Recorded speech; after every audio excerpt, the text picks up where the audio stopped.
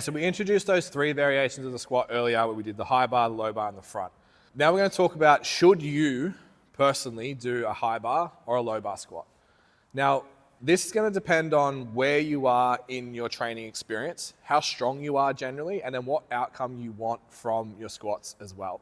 If you are in this position where, let's say for a female, you can't squat body weight yet for reps, maybe for 5, or a male, maybe 1.5 times body weight. If you're in below that zone, you just want to do the squat that suits you the best. So whatever squat you feel the most comfortable in, you can get tight, you feel really strong, that's the selection you're going to make for your squat.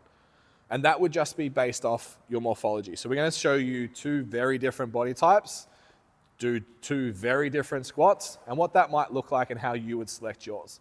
So if we have a look at Mimi, quite short through the femur, really balanced in terms of, so just through the femur, I'm not saying you're small. So really balanced in terms of leverages throughout. So really Mimi could do any kind of squat that she wants, but defaults, if you can't tell from her incredible quads, defaults to a higher bar position. So we can get her to jump under the bar and show you again what that looks like, just so you have a reference to compare. So because we have a more compact body type, a more balanced body type, when Mimi comes into a squat, she really comfortably move those knees forwards. We've got our hands are quite close together on this high bar position. Everything feels really comfortable there. And as she goes into the squat, we get nice forward knee drive, hips stay underneath her really nicely. We don't get any heel lift or any issues with that. Depth is obviously no problem whatsoever. So the high bar is probably what I would prescribe to Mimi if she was not as super strong as she is to start out with. So we get that bar racked. Now, if we have a look at my general setup, one, I've got some, let's say, limitations in my mobility, but also I'm quite long through the femur and quite long through the torso. So I actually find the high bar really, really challenging. Getting into that position takes a lot of work, a lot of warm-ups, and a lot of effort. So as a power lifter, I still want to have access to that because I'll use it in the off season.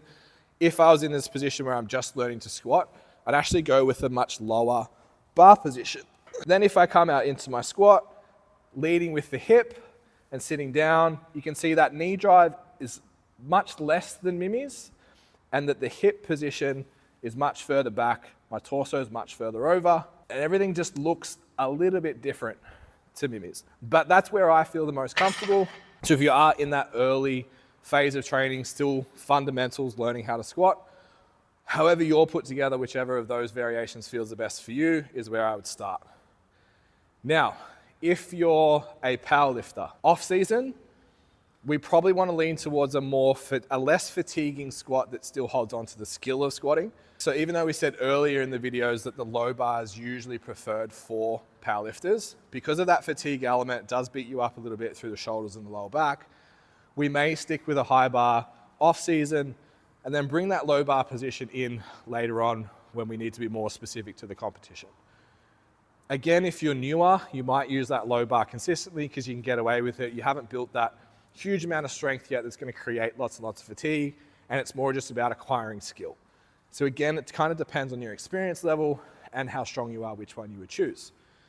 If your goal is hypertrophy, the trade-off of the fatigue for the low bar squat, for the outcome that you'll get, it's not an amazing lift for hypertrophy. Yes, I did have a big set of glutes when I was competing, but I could have done that in a lot of other places. So I would suggest if your goal is hypertrophy, sticking to the high bar and then applying that volume as much as you can throughout the rest of your program. Then lastly, for athletic performance, it kind of depends on what your goal is. So if you need to create hip-based force, so short, explosive sprints, jumping forwards, low bar might be a good option for you, and often a lot of athletes will use the low bar box squat and things like that.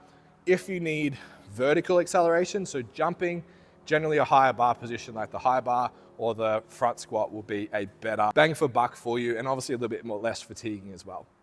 So they're probably all the considerations as to which I would choose. As always, just chuck me a DM if you're not sure. We can have a look at which one suits you the best.